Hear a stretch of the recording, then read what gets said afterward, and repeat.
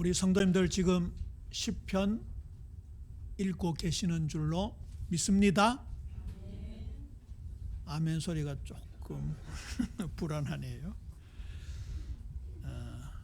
말씀이 우리의 믿음을 얼마나 깊게 하고 확장시키는지, 또 말씀이 우리의 생각을, 우리의 지성을, 우리의 감정을 굉장히 새롭게 하고, 우둔한 자를 지혜롭게 하고, 죽은 자에게 소생의 힘을 주는 놀라운 능력을 가지고 있습니다.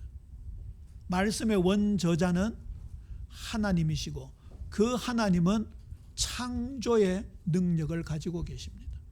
창조가 무엇이지요? 무에서 유를 만들어내는 것입니다. 우리 사랑하는 성도님들의 삶의 현장이 어떤 문제 속에 있든지 말씀의 능력으로 새롭게 되는 은혜가 있게 되기를 주님의 이름으로 축원합니다. 오직 성삼위 하나님께 드리는 영광의 예배, 이게 우리의 삶의 궁극적인 목적입니다. 우리가 예배를 드리는 이유가 여기에 있는 것이죠. 보세요. 하나님께서 우리를 창조하셨습니다. 그 창조의 목적이 에덴 동산이라는 성전 안에서 아담과 하와가 하나님께 예배하는 것입니다.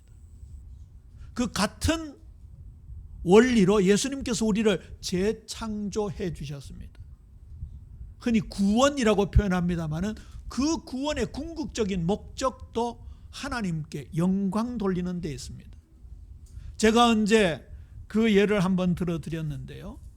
어느 젊은 신학도가 지나가는 사람들에게 물었습니다. 다짜고짜 질문하더라고요. 천국 하면 뭐가 생각납니까? 불신자든 신자든 거의 99.99%의 사람들이 죽어서 가는 곳이요, 그렇게 대답하더라고요. 맞는 말이지만 너무나 부분적인 말입니다.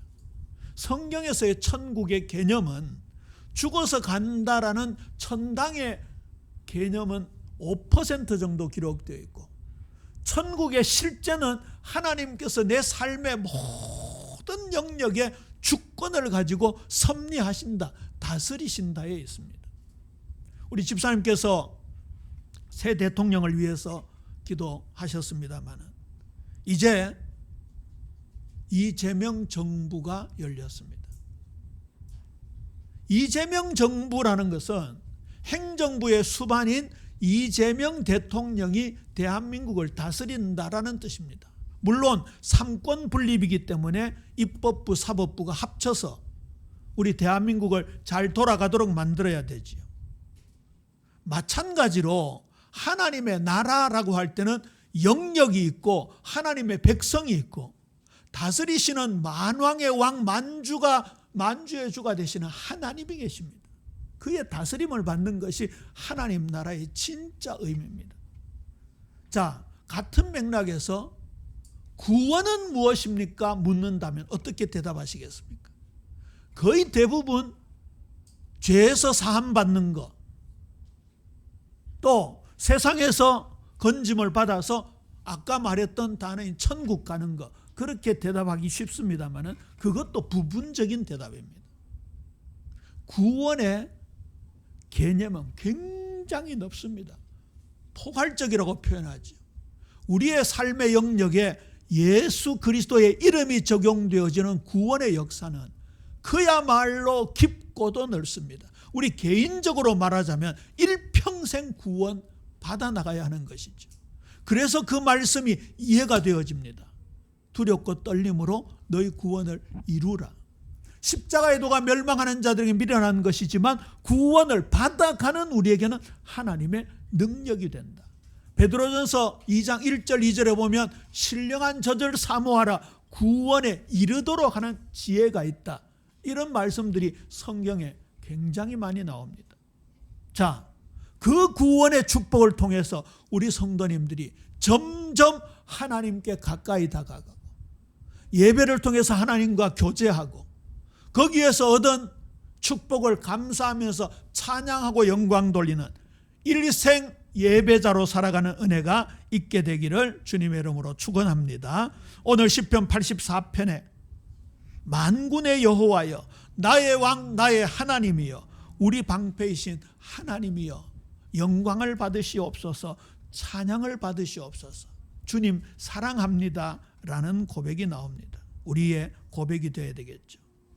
저는 시편 84편을 묵상하면서 제목을 이렇게 잡았습니다. 우리 제목 함께 읽을까요? 시작.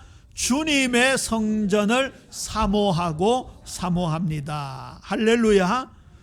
정말 주님의 성전을, 주님의 임재하신 그 처소를 사랑하는 마음으로 우리가 가득 차야 할 것입니다. 1절 보세요. 만군의 여호와여 주의 장막이 어찌 그리 사랑스러운지요. 참 드문 표현입니다. 하나님을 사랑합니다. 주님을 사랑합니다. 주의 법, 율법을 사랑합니다. 말씀을 사랑합니다. 라는 표현은 많이 나오지만 주의 장막이 어찌 그리 사랑스러운지요. 라는 이 표현은 굉장히 드문 거지요. 사실 이때 당시에 시인이 다윗이라고 가정한다면 화려한 돌 성전이 아닙니다. 대리석 화감으로 만들어진 멋진 성전이 아닙니다. 무슨 성전이었습니까? 그야말로 천막, 성막, 장막의 성전이었습니다. 나중에 지어질 솔로몬의 성전, 그 후에 지어질 헤롯 성전에 비하면 볼품 없을 정도가 아니라 그야말로 초라한 모습 그대로입니다. 그런데 어떻게 한다고요? 주의 장막이 어찌 그리 사랑스러운지. 우리가 이런 마음이 여기에 있어야 할 것입니다. 내 영혼이 여호와의 궁정을 사모하여 쇠약함이여 내 마음과 육체가 살아계신 하나님께 부르짖나이다.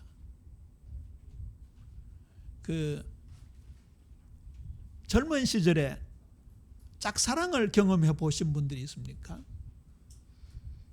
짝사랑하면 걸리는 병을 뭐라 그러죠? 상사병이라 그럽니다. 근데 오늘 여기 보세요. 이 시인은 어디에 상사병이 걸렸습니까? 성전에, 주의 장막에 하나님께 상사병이 걸렸습니다. 여기 궁정을 사모하여 쇠약한다는 말은 갈망하고 갈망한 나머지 자신의 심령이 심지어 몸이 소멸될 정도로 강력한 표현입니다.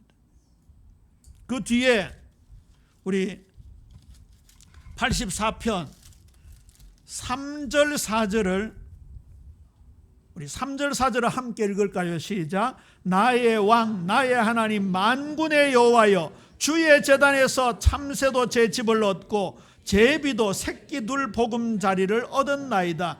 주의 집에 사는 자들은 복이 있나니 그들이 항상 주를 찬송하리이다. 셀라. 아멘. 여기 셀라라는 단어를 아까 희미하게 읽었는데 꼭 읽으셔야 됩니다. 사실 이 셀라라는 단어의 히브리어 원뜻은 학자마다 다르게 해석을 하고 지금 현대 유대 랍비들도 그 정확한 뜻을 잘 모른다고 해요. 근데 문맥 전체를 보면요, 이 셀라라는 부분에서 다시 한번 1절부터 돌아가서 깊이 생각하고 묵상하고 전념한다라는 의미를 담고 있다고 하더라고요. 우리 현대학보에 보면 돌아가는 표가 있죠. 도돌이표라고 있습니다. 그렇죠? 이렇게 줄 거가 점 2개 찍은 거. 악상기호로 보면 그런 내용일 수도 있는 거죠. 돌아가서 한 번 더 반복한다는 것은 무엇을 말합니까? 이 본문이 굉장히 중요하다는 것이죠. 우리가 과연 이렇게 예배를 사모하고 있는가? 그것이 화려한 대리석 성전이든지 황금의 성전이든지 또 아니면 초라한 장막의 성전이든지 참새와 제비들이 들락날락하면서 보금자리를 만들고 새끼를 까고 이 새끼를 키우기 위해서 어미 새들이 아빠 새들이 먹이를 물고 왔다 갔다 하잖아요. 그 장면을 보면서 이 시인은 그 새들조차도 부러워했습니다. 예배자의 시각이라고 할 수 있겠죠. 지금은 통일에 대한 소원 개념이 많이 약화가 되었지요. 근데 우리 어릴 때 많이 불렀던 노래가 뭡니까? 우리의 소원은 통일. 그렇죠? 꿈에도 소원은 통일. 이게 어릴 때 하도 그 노래를 부르면서 가스라이팅이 되다 보니까 통일은 그야말로 우리의 평생의 소원이었어요. 그런데 통일을 막 꿈꾸면요, 저 휴전선 철책 너머로 왔다 갔다 하는 철새들이 그렇게 부러워 보인대요. 통일이라는 개념이 막 들어차 있기 때문에 그렇습니다. 오늘 이 시인은 성전을 얼마나 사모하고 사모했는지, 거기에 들락날락하는 작은 새들조차도 부러워하는 마음을 가진다고. 저는 우리 예비교회에서 단 한 번도 그런 고백을 들어본 적이 없습니다. 목사님은 일주일 내내 예배당에 있으니까 얼마나 부러운지 몰라요. 이런 고백을 들어본 적이 없어요. 저는 예배당에 있어야 되잖아요. 더군다나 보세요. 주일 일부, 예? 지금 성경 리딩 지자스 하면서 성경 강해 준비하지요. 2부 요한복음 하지요. 수요일 날 지금 로마서 하고 있습니다. 그 전에 바울 서신 전부를 다 하고요. 거기다가 새벽에 시편을 지금 계속 함께 나누고 있습니다. 한 번 실수로 시편 한 편을 빠뜨렸더니 어느 권사님이 문자 와가지고 무슨 의도가 있습니까? 왜 빼먹으셨습니까? 그래서 허걱 실수였다고 다시 했잖아요. 얼마나 불꽃 같은 눈동자로 지켜보고 사모하는지. 그러니까 이 목사가 말씀 준비할 수밖에 없습니다. 지난번에 우리 청년들도 모아놓고 그런 고백을 했습니다. 그럼 우리 성도님들이 뭐라 그래야 돼요? 목사님 일주일 24시간 예배당에 있는 거 보니까 너무 부럽다 이래야 되잖아요. 그런데 한 번도 그런 얘기를 들어봐요. 우리 사랑하는 성도님들, 지금은 구약시대가 아니기 때문에 이런 성막, 장막, 또 성전, 이런 물리적인 공간의 개념은 없지만 정말 예배를 사모하고 주님의 말씀을 사모하고 마음으로 찬양하고 영광 돌리는 그 사모하는 열정이 넘치게 되기를 주님의 이름으로 축원합니다. 예배를 사모합니다. 주님을 사모합니다. 말씀을 사랑합니다. 주님을 사랑합니다. 보세요. 84편 10절요. 주의 궁정에서의 한날이 다른 곳에서, 죄송합니다. 이 성전은 하나님의 임재를 상징하는 곳입니다. 지극히 존귀하고 영원한 장소입니다. 이사야 57장 15절입니다. 지극히 존귀하며 영원히 거하시며 거룩하다 이름하는 이가 이와 같이 말씀하시되 내가 높고 거룩한 곳에 있으며 또한 통회하고 마음이 겸손한 자와 함께 있나니 이는 겸손한 자의 영을 소생시키며 통회하는 자의 마음을 소생시키려 함이라. 이 예배의 장소는 지극히 높으신 하나님이 거하시는 거룩한 장소다 그 말입니다. 그래서 우리가 주일을 지킨다라고 할 때 거룩할 성자를 쓰잖아요. 주일 성수라 그러죠. 또 성일이라고 그럽니다. 성스러운 날이다 그 말입니다. 오늘 이 예배의 시간이 얼마나 귀중한 시간인지, 하나님께는 최고의 영광이요 우리에게는 말로 다 할 수 없는 은혜의 시간, 기쁨의 시간, 평강의 시간인 것이죠. 84편 5절입니다. 주께 힘을 얻고 그 마음에 시온의 대로가 있는 자는 복이 있나니. 새벽 말씀을 깊이 묵상하시고 또 녹음 설교를 들으신 분들은 최근의 말씀을 통해서 기억하실 것입니다. 이스라엘 백성들이 전 지역에 때로는 먼 나라에 흩어져 있다가 6월절, 77절, 장막절이 되면 예루살렘으로 향하여 예배하러 올라갑니다. 그 예루살렘 성전을 향하여 가는 길을 시온의 대로라고 합니다. 그때 엄마 아빠의 손을 잡고 아이들이 함께 예루살렘에 예배하러 올라가면서 지은 시를 시온시라고 합니다. 성전 순례시라고도 하지요. 오늘 여기 시편 84편이 그 같은 성질을 가지고 있습니다. 그런데 보세요. 예루살렘 성전을 향하여 가는 그 걸음 속에 하나님이 뭘 주신다고요? 힘을 주신다고요. 힘을 얻어야 합니다. 이번에 성전 순례시를 통해서 그 여정이 결코 녹록하지 않는, 쉽지 않는 여정임을 우리가 많이 보았잖아요. 때로는 도적들이 나타나기도 하고, 때로는 이방인들이 나타나서 하나님의 이름을 방해하기도 하고, 하나님 믿는 사람들을 향하여 너희 하나님이 어디 있느냐 조롱하기도 하고, 그리고 때로는 너무너무 병약해서 꼭 올라가야 되는 예루살렘 성전에 올라가지 못할 때도 있습니다. 그리고 그 여정이 짧게는 몇 주일, 길게는 몇 달이 걸릴 수도 있습니다. 많은 여비가 필요하고 먹고 자는 숙식비가 필요하겠죠. 경제적으로 어려우면 거기로 올라갈 수 없습니다. 그래서 하나님의 은혜가, 하나님의 힘이 필요한 겁니다. 우리 사랑하는 성도님들, 하나님이 주시는 새 힘, 창조적 능력의 힘을 늘 공급받게 되기를 주님의 이름으로 축원합니다. 특별히 경제활동도 하나님께 영광 돌리는 길이 되어야 되고, 거기에 하나님의 창조적 손길이 필요합니다. 학교 선생님도 계시고 아이들 가르치는 선생님도 계시고, 또 우리 자녀들은 학교에서 클래스메이트 친구들도 있고, 사장님들 같은 경우에는 거래처 사람들도 있고, 알바하는 사람은 고객들도 만나고, 이게 전부 사람 관계가 쉽지 않는 겁니다. 오죽하면 진상이라고 나오겠어요. 이야, 진짜 진상 손님들만 모아놓은 거 제가 한번 봤는데요, 허파가 뒤집어지더라고요. 이야, 어쩌면 그렇게 진상들이 많은지. 이게 옛날하고 달라가지고요, 얼마나 강팍해지고.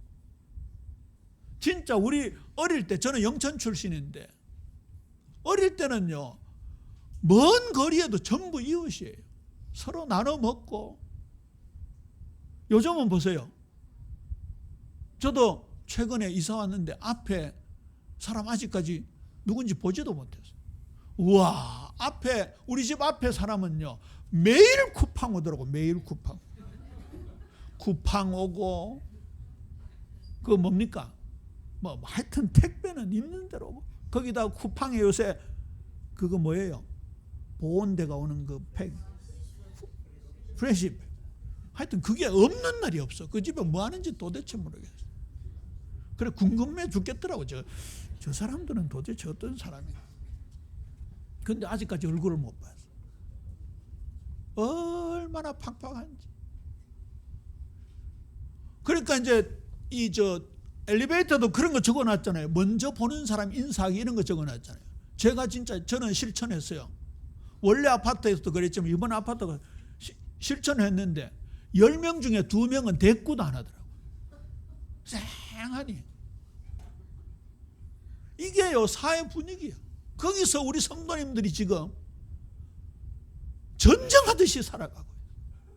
그러니까 힘을 안 얻으면 안 되는데, 그 힘이 누구로부터 오는 힘이어야 돼요? 하나님으로부터 오는 힘이어야 돼요. 창조적 능력을 받아야 세상을 넘어설 수 있는 거예요. 지난번 말씀드렸잖아요. 하나님은 환경을 바꾸어 주시는 것이 아니라 누구를 바꾸신다고요? 나를 바꾸신다고요. 우리가 그 힘을 받아야 돼요. 그 힘을. 세상을 탓하기 이전에, 인사 안 받는 그 인간을 탓하기 이전에 내가 힘을 얻어야 돼. 내가. 그러니까 그 힘을 여기에서 주신다고 하시잖아요. 시온의 대로에서 하나님이 그 복을 주신다고. 그러니까 보세요. 주님이 함께 하시면 메마른 광야도 복이 된다고요.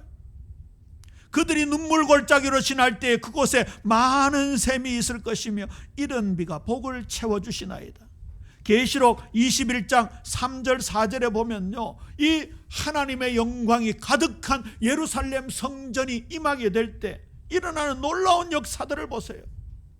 내가 들으니 보좌에서 큰 음성이 나서 이르되 보라, 하나님의 장막이 사람들과 함께 있으며, 그 장막에 어떤 역사가 일어난다고요? 모든 눈물을 그 눈에서 닦아주시니 다시는 사망이 없고 애통하는 것이나 곡하는 것이나 아픈 것이 다시 있지 아니하리니 처음 것들이 다 지나갔음이로라. 전에 말씀드렸잖아요. 아브라함이 분명히 약 2000년 후에 오실 예수님을 지금 눈앞에 보고 믿었다고 했다고요. 너희 조상 아브라함이 나이 때 볼 것을 즐거워하다가 보고 기뻐하였느니라. 그렇다고 한다면 저와 여러분이 그 믿음의 근거에서 다시 오실 재림의 예수님을 지금 보아야 하는 거예요. 방금 읽었던 이 계시록 21장 그때 일어나는 상황이에요. 근데 언젠가 오시겠지가 아니고 이 새 예루살렘 성전의 놀라운 축복이 지금 우리 사랑하는 성도님들의 마음을 지배하게 되기를 주님의 이름으로 축원합니다. 그러면 보세요. 눈물이 사라지는 거예요. 애통이 사라지는 거예요. 사망의 두려움이 내게서 사라지는 거예요. 그걸 누가 본다고요? 옆에서 본다고요. 이웃이 본다고요. 친구들이 본다고요. 친척들이 본다고요. 저는 이게 진짜 전도라고 생각해요. 이 부분은 꼭 기억하셔야 돼요. 나의 인생 중심이 어디로 향하고 있습니까? 내가 가장 가치 있다고 생각하는 것이 하루 중 언제의 시간입니까? 일주일 중 언제의 시간입니까? 내 인생 언제의 시간입니까? 84편 8절에 보니까 우리의 신음과 기도에 하나님은 가까이 귀를 대고 기울이셔요. 그러니 세 번째, 그 어떤 것과도 비교할 수 없는 것이 예배의 기쁨이요 행복이요 예배의 즐거움인 거예요. 우리 시편 84편 9절도 함께 읽습니다. 시작. 우리 방패이신 하나님이여 주께서 기름 부으신 자의 얼굴을 살펴보옵소서. 아멘. 하나님께서 우리에게 이 놀라운 축복을 허락하고 계십니다. 우리에게 성령으로 충만케 하셔서 하나님께 예배하도록 인도하시는 거예요. 지금은 만인 제사장설이에요. 그렇죠? 옛날 구약시대 하나님께서는 제사를 받으시기 위해서 구별된 제사장들을 세우시고 기름을 붓는 장면이 나오잖아요. 제가 이번 주간에 1300억의 거금을 들여서 만든 다윗의 일대기 영화를 보았어요. 사무엘이 다윗에게 기름 붓는 장면이 나와요. 굉장히 가슴이 뜨거워지더라고요. 저 기름 부음이 이 종에게 임하게 하옵소서. 우리가 구약시대의 제사장이나 왕처럼 기름 부음 받는 그런 감람류의 기름은 아니지만 저와 여러분에게 성령의 기름이 폭포수처럼 부어지는 줄로 믿습니까? 그 기름 부음이 우리에게 임하게 될 때 우리가 하나님께 마음껏 예배할 수 있는 거예요. 마음껏. 이 옛날에 시인은 참새도 제비도 들락날락하는 것을 보고 부러워했지만 우리는 어디서나 마음껏 예배할 수 있는 만인 제사장이 된 거예요. 만인 제사장. 주의 궁정에서 한 날이 다른 곳에서 첫날보다 나은 자, 악인의 장막에 사는 것보다 내 하나님의 성전 문지기로 있는 것이 좋사오니. 영적인 밀도, 영적으로 그 빽빽한 밀도가 세상에서의 1000시간을 압도하는 순간이에요. 여기 세상의 1000시간은요 성공한 1000시간이라고 봅시다. 이 화려한 문명, 이 화려한 문화를 생각해 보자고요. 우리 인생들이 만들어 놓은 문명이 얼마나 대단합니까? 상상을 초월해. 상상을. 진짜 눈부시게 발전한다. 이것도 지금 표현할 수 없을 정도로는요 진짜 어마어마해. 눈 깜짝할 사이에 2025년 시작이 지금 6개월째. 얼마나 빠르게 진행되는지. 제가 초등학교, 국민학교 4학년 때 어깨동무에서 만화를 봤어요. 철수와 영희가 나오는데 전화기를 들고 얼굴을 보면서 통화하더라고요. 그때가 70년대 초반이에요. 진짜 무슨 이 말도 안 되는 게 있냐라고 했는데 지금 우리 얼굴 보고 통화하잖아요. 얼굴 보고. 만화에서 상상했던 것이 다 현실화되었어요. 그런데 지금 SF 영화에서 앞서 나가는 것들이 곧 임박할 때예요. 자, 그런 시간을 1000시간, 1000년을 쌓아놓은 것보다 오늘 하나님께 예배하는 이 1시간의 순간이 더 영적으로 빽빽한 밀도 높은 시간인 줄로 믿으시기를 주님의 이름으로 축원합니다. 하나님의 시간 속에 우리가 들어와 있기 때문에 그렇습니다. 하나님의 임재는 한 영혼을 변화시키는 놀라운 순간의 역사가 되는 것이죠. 하나님은 해와 방패가 되신다 약속하셨습니다. 하나님의 영광을 맛보는 시간입니다. 하나님의 영광을 체험하는 시간입니다. 시편 84편 11절 하반절, 정직하게 행하는 자에게 좋은 것을 아끼지 아니하실 것입니다. 이것은 로마서 12장 1절 2절에서 말씀하는 삶의 예배로 이어지는 말씀이죠. 그래서 만인 제사장이라고 표현한 겁니다. 우리 성도님들, 여기 시편 84편에 묘사된 주의 장막, 주의 궁정, 주님의 성전이 내일부터 일하는 모든 장소, 우리 자녀들 공부하는 학교, 아이들 가르치고 양육하는 가정이 하나님의 성전인 줄로 믿고 거기에서 예배자로 살아가는 은혜가 있게 되기를 주님의 이름으로 축원합니다. 말씀을 맺습니다. 만군의 여호와여, 주께 의지하는 자는 복이 있나이다. 그렇게 마치고 있습니다. 복된 상태를 말하죠. 아까 영상에서 시편 1편에 복 있는 사람은 이라고 시작하지 않았습니까? 그게 산상수훈에 심령이 가난한 자는 복이 있나니라는 단어와 같다고 말씀을 드렸습니다.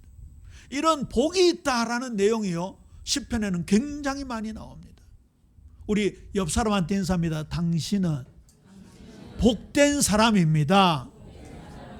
복된 상태가 되었다는 거예요. 영적으로 복된 상태가 되었다는 거예요. 그러면서 권면의 말씀을 하고 있습니다. 마태복음 6장 33절입니다. 너희는 먼저 그의 나라와 그의 의를 구하라. 그리하면 이 모든 것을 너희에게 더하시리라. 다시 처음으로 돌아갑니다. 하나님께서 우리를 창조하신 목적, 재창조, 구원하신 목적이 하나님의 영광입니다. 너희는 먼저 그의 나라와 그의 의를 구하라. 하나님의 다스리심이 우리의 삶의 전 영역 속에 임하여서 그게 영광이 되어진다고. 영광. 예수님께서 세례를 받으실 때, 예수님께서 변화산에서 변화되시고 모세와 엘리야가 사라졌을 때 하늘에서 들리던 하나님의 음성을 기억해 보십시오. 이는 내 사랑하는 아들이요 내 기뻐하는 자니 너희는 그의 말을 들을지어다.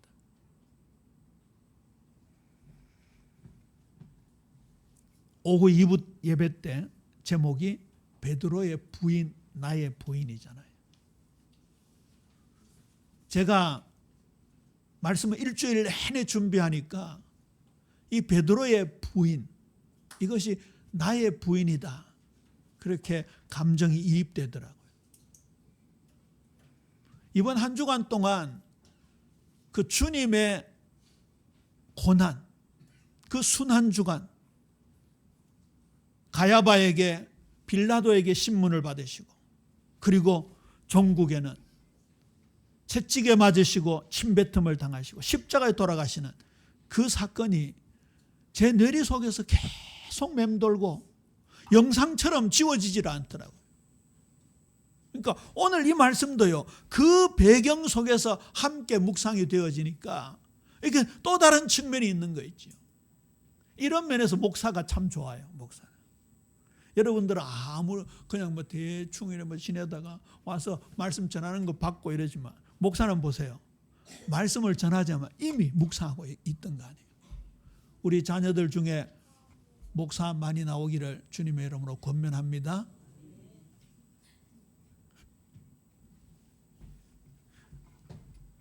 목사가 좋아요. 히브리서 11장 26절입니다. 아까 가치라는 단어를 드렸잖아요. 가치. 어디에 가치를 두고 있는가? 모세는요, 세상의 모든 보화보다 더 큰 예수님을 바라보는 삶을 살았어요. 이 시각을 가져야 돼. 이 시각. 주의 궁정에서의 한 날이 다른 곳에서의 첫날보다 낫다고요. 그리스도를 위하여 받는 수모를 애굽의 모든 보화보다 더 큰 재물로 여겼으니, 이거 보세요. 앞으로 내가 받을 영광의 면류관 때문에 애굽의 모든 보화보다 낮게 여긴 게 아니에요. 그리스도를 위하여 받는 수모 때문에 수모를 애굽의 모든 보화보다 낮게 여겼다고요. 완전히 다르죠. 관점이 다릅니다. 가치가 다릅니다. 진짜 이 놀라운 축복, 이는 상 주심을 바라봅니다. 상 주시는 이 예수 그리스도를 바라보았다는 얘기죠. 그게 하나님 앞에 가치 있는 예배자로 살아가는 인생이 되는 거예요. 골로새서 1장 10절입니다. 우리 마지막 말씀인데 함께 읽습니다. 시작. 주께 합당하게 행하여 범사에 기쁘시게 하고 모든 선한 일의 열매를 맺게 하시며 하나님을 아는 것에 자라게 하시고. 이게 최고로 복된 인생이다, 그 말입니다. 여기 영어 써놨죠. 주께 합당하게가요, 가치 있는 이 말입니다. 합당한 가치와 품격을 가진 삶이 하나님께 영광 돌리는 삶이다. 그게 하나님을 범사에 기쁘시게 하고 우리의 삶 속에 선한 열매를 주렁주렁 맺히게 한다. 하나님을 아는 것에 더 자라게 하신다 약속하고 있습니다. 이것이 가장 가치 있는 삶이요, 가장 복된 예배자의 삶입니다. 우리 예비 성도님들, 우리 자녀들 한 사람도 예외 없이 이 최고의 축복 속에 들어오게 되는 귀한 은혜로 풍성하게 되기를 주님의 이름으로 축원합니다. 아버지 하나님, 은혜를 감사합니다. 이 시인이 주의 장막을 사모하고 참새와 제비조차 부러워했던 이 마음, 우리 예빈 모든 성도들에게 동일하게 허락하여 주셔서 남은 인생 시온의 대로를 향하여 걸어가며 최고로 가치 있는 인생들, 예배자들 되게 하옵소서. 감사합니다. 예수님 이름으로 기도합니다. 아멘. 찬송가